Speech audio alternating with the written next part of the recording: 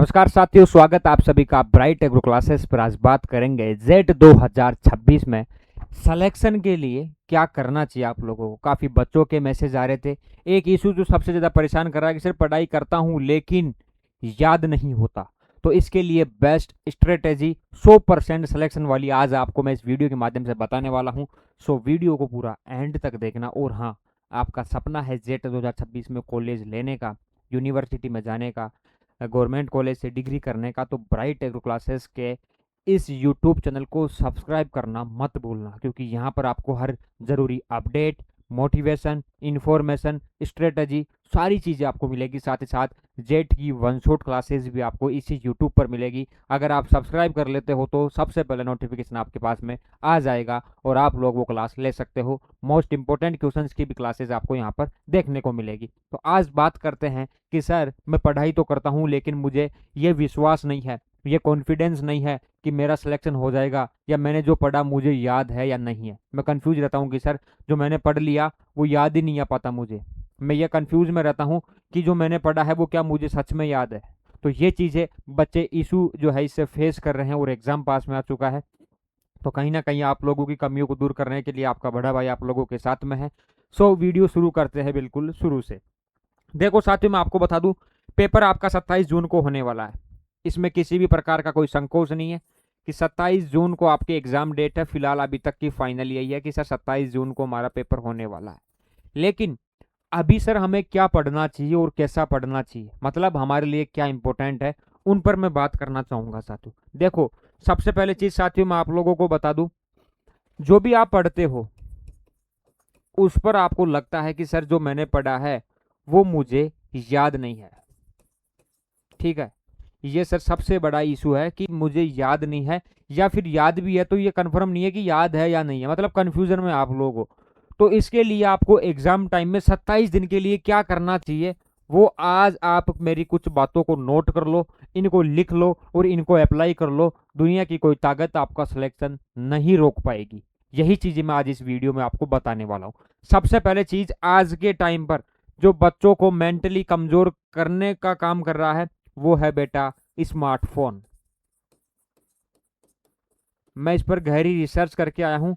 सबसे मेन चीज है, अगर आप सोशल मीडिया का या स्मार्टफोन का यूज अभी कर रहे हो तो सबसे पहले इसको बंद करो। अगर जेट में सिलेक्शन लेना है तो सबसे बड़ा घातक हथियार जो आपको मेंटली कमजोर कर रहा है वो ये स्मार्टफोन कर रहा है। देखा होगा ना कि जिसकी फर्स्ट रैंक आती है, सेकंड रैंक आती है, उसके पास कीपैड फोन रहता है। तो ऐसा क्यों हो पाता है? तो सबसे ज्यादा आपकी सोचने की क्षमता को, समझने की क्षमता को, माइंड को कमजोर करने का काम आपका मोबाइल कर रहा है। तो सबसे पहले जेट के विद्यार्थियों से मेरी अपील है कि आप मोबाइल फोन का, सोशल मीडिया का यूज बिल्कुल भी बंद कर दे। अगर कोई बच्चा ऑनलाइन क्लास ले रहा है तो ऑनलाइन आप क्लास लो, कोई इशू नहीं है, लेकिन इंस्टाग्राम, यूट्यूब, फेसबुक, ये सारी चीज़ें जो आपका टाइम खराब करती है, रील्स वगैरह, ये आपको यूज नहीं करना है। तो सबसे पहला वीक पॉइंट, कमज़ोर पॉइंट आपका रहने वाला आपका स्मार्टफोन जो आपको बंद करना है, अभी यूज़ नहीं करना। जैसे ही पेपर होगा उसके बाद आप दबा के यूज़ करो, कोई दिक्कत नहीं है। और उसके बाद भी कम यूज़ करो तो बेटर है आपके लाइफ के लिए, आपकी आंखों के लिए, आपके ब्रेन के लिए, आपके मेंटल हेल्थ के लिए, ठीक है।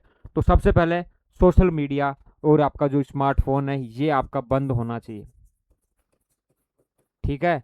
अगर आपने 1 घंटा पढ़ाई करके 10 मिनट रील्स देख ली तो आपका टाइम और पढ़ा हुआ सब कुछ गया। तो वो चीज़ आपको नहीं करनी। दूसरा, आपको बिल्कुल पूरा 100% कंसंट्रेशन के साथ में पढ़ना है। जब भी आप पढ़ो, आपका ये नहीं आप पढ़ रहे हो, ठीक है, स्टडी आप कर रहे हो और माइंड कहीं और है, पढ़ रहे हो कुछ और, माइंड में कुछ और चल रहा है, तो उस टाइम भी आप समझो कि आप मेंटली डिस्टर्ब हो, आपका माइंड पढ़ने को नहीं कह रहा है। तो माइंड में कोई विचार आ रहा है तो उसको सोच के उसको खत्म करके और पढ़ाई पर फोकस करो। 45 मिनट आपने कंटिन्यू फोकस के साथ में पढ़ लिया, 5 से 10 मिनट का ब्रेक ले लो। ये नहीं कि इसमें फ़ोन का यूज़ कर लूँ, नहीं, किताब को रख दो, आराम से बेड पे लेट के या बैठे बैठे आप सोचो कि मैंने क्या पढ़ा, कौन सा टॉपिक पढ़ा, टॉपिक में क्या चल रहा है, मन ही मन में आपस में गुनगुनाओ इन चीज़ों को, ठीक है। वो चीज़ आपके माइंड में चलनी चाहिए। उसके बाद फिर से कंटिन्यू पढ़ना है, फिर कंटिन्यू पढ़ाई पर लग जाओ, ठीक है। तो जैसे ही मान लो आप लोगों ने पढ़ के पूरा 100% देखे, 2 घंटे पढ़ाई करी और एक चैप्टर का आपने रिवीजन कर लिया कंप्लीट, अब उस चैप्टर का रिवीजन कर लिया, उस किताब को बंद करके रख दो, उस चैप्टर के बारे में मोटा मोटा एक बार सोच लो, एक बार रिवाइज कर लो आंखें बंद करके, कितना याद आता है। अगर कोई दिक्कत आती है तो उस किताब को देखा, वापस बंद कर दिया। ठीक है, ऐसा करने के बाद में आप उठाओ फिर क्वेश्चंस उसी चैप्टर के, फिर आप लोग क्वेश्चंस उठाओ। ठीक है, हाँ, क्वेश्चंस उठाओ और उन क्वेश्चंस को सोल्व करो बिना देखे। क्वेश्चन सोल्व करो उस चैप्टर के, जितने क्वेश्चन सोल्व होते हैं अच्छी बात है, जितने जो नहीं हो पाते उनमें देखो कि इस क्वेश्चन में क्या हो सकता है, कहाँ गलती कर रहा हूँ, सही हुआ है तो ये ठीक है, गलत हुआ है तो ये क्वेश्चन गलत क्यों हुआ है, उस कॉन्सेप्ट को दोबारा पढ़ो। हर सब्जेक्ट में ये फॉर्मूला ये अप्लाई करना है आप लोगों को। ठीक है, तो ये लाजमी है, जो आप पढ़ोगे, जो आप स्टडी करोगे, वो आपको अभी ऐसा नहीं लगेगा कि आपको याद है या मैंने कुछ पढ़ा है। बस आपको क्वेश्चन प्रैक्टिस करनी है सारा कुछ पढ़ने के बाद में। अगर आपके क्वेश्चंस निकल रहे हैं, क्वेश्चंस आप सोल्व कर पा रहे हो, एक आध क्वेश्चन में कोई दिक्कत आ रही है, कोई बात नहीं है, तो आप मान के चलो आपकी तैयारी बेहतर है, बेहतरीन तरीके से आपने पढ़ रखा है। क्वेश्चंस आप निकालते रहो, रिवीजन आप करते रहो, फिर आपने बेस्ट पढ़ा है। ये कंफ्यूज में मत होना कि सर मुझे याद ही नहीं है, मुझे तो ऐसा लगता है कि कुछ पढ़ा ही नहीं है। तो ये ज़्यादा उन बच्चों को लग रहा है जो सोशल मीडिया उनके ऊपर हैवी है, जो सोशल मीडिया का दबा के यूज़ कर रहे हैं, फ़ोन का दबा के यूज़ कर रहे हैं, उन बच्चों के लिए घातक है बेटा ये।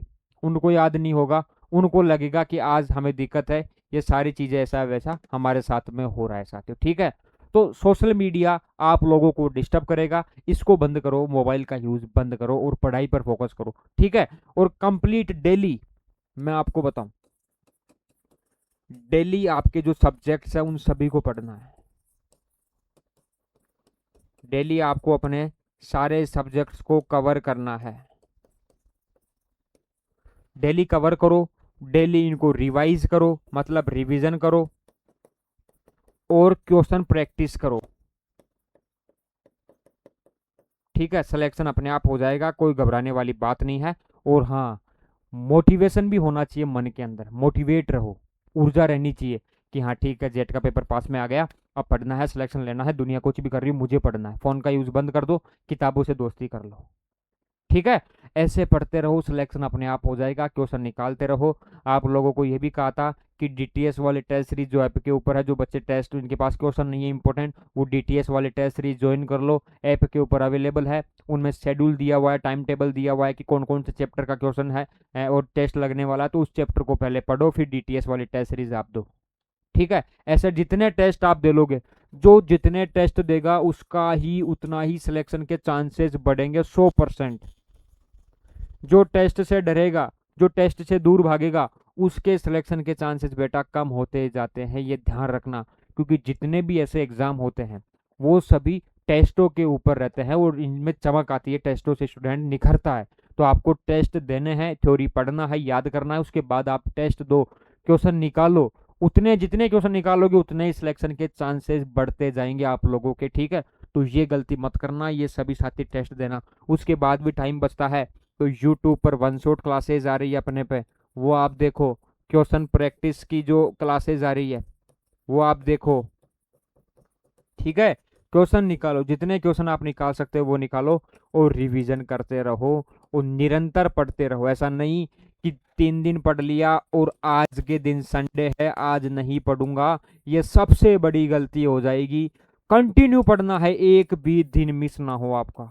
अब तो एक भी दिन मिस नहीं करना है किसी भी कंडीशन में साथियों। ठीक है, और अगर फिर भी कोई समस्या आती है, डिमोटिवेट हो, तो मोटिवेट हो जाओ। ये सोचो कि मेरे माता पिता मुझे पढ़ा रहे हैं, उनके लिए मुझे करके दिखाना है, दुनिया मेरे ऊपर हंसेगी, मेरे पास लास्ट मौका है।